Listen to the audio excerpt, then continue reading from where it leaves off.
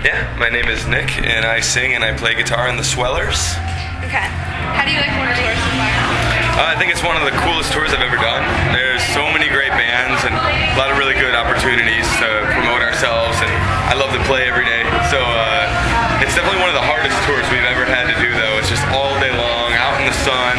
You really have to work to let people know when you're playing and that you exist, basically. There's so many bands. But it's been really rewarding in the end. Every time we play, we have a great crowd and a lot of fun. Good.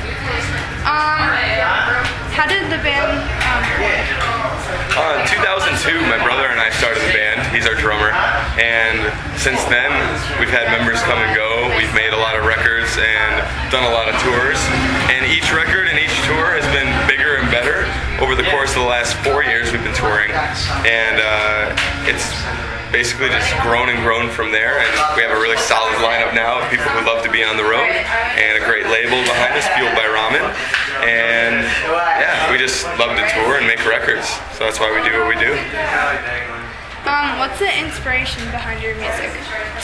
Pretty much real life. We don't write, sappy love songs that are just made up to sell records. We don't write really vague songs about loving your friends and family. Like, all of our songs are very, very specific and real. We do use some metaphors and stuff here and there to kind of make it a little bit more artistic and open to interpretation. But a lot of our new record was about how the state of Michigan is doing. Just the economy there is not so hot, and my parents actually had to get up and move to North Carolina to find jobs, and my brother and I stayed because this is what we do. We tour, so it doesn't really matter where we live. We just travel all the time. So it was very weird. Like, our family was pretty much torn apart just like that. And luckily, we get to go visit them every now and then. They're doing really well down there. We're doing really well up there in Michigan, and just a lot of real life stuff.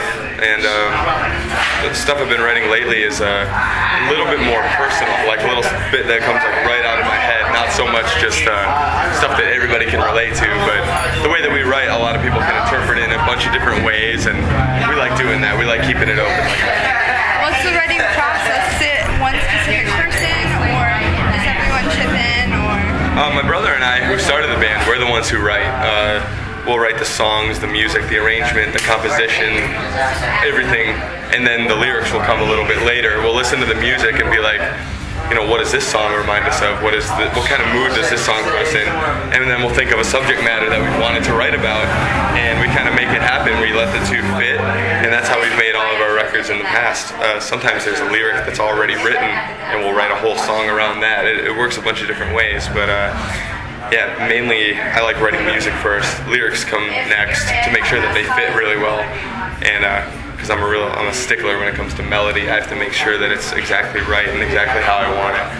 But my brother and I, we're the two dudes that write all the jams. What's your favorite song to perform live? Whatever song we're playing first is always my favorite song to play live, because I've been waiting all day to do just that. And I think my least favorite is at the end. Whatever our last song is, I just don't like playing it, A, because we have to stop soon, but B, because I'm also really tired and it's really hard to play. So yeah, we'll see. So in late 2009 you toured with Paramore. How was that? It's incredible. Awesome people, and really, really big band that gets everything that they deserve. They worked really, really hard, and we're just lucky that they wanted to take us out on the road with them. If you weren't in the band right now, what would you be doing? I honestly have no idea, because I have no backup plan. I'd probably be living with my girlfriend, letting her support me somehow. I would just be hanging out. I'd be like a stay-at-home dad, even though we don't have any kids. So I would just probably get a puppy and hang out with that all day. That sounds like a good backup plan. Yeah, meanwhile, writing new music. So we'll see. Alright, so random questions. What would you do if you won the lotto? If I won the lotto, I'd probably put all the money into a couple different bank accounts just to make sure it's safe. And I'd need a lot of time to think about what I wanted to do with it. I'd probably just buy my friends and family a lot of nice things, but not go too crazy yet, just to make sure that I'm doing all right. Get a nice little house, a nice little car, and I'll be good from there. I probably wouldn't do anything too insane. I'd probably travel a lot. That's my number one thing. Just take people I love to places I love and places I've never been.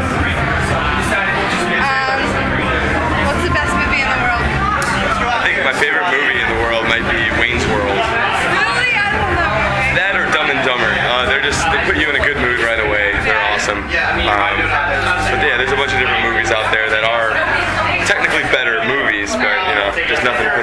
mood like those movies. Yeah. What's the best prank you've ever pulled or had pulled on you? Oh man, I think the best prank that I've ever pulled was where you put saran wrap over the toilet, so when someone goes to pee, it just shoots everywhere. It's really disgusting, but it works out pretty well. I haven't really done anything too insane.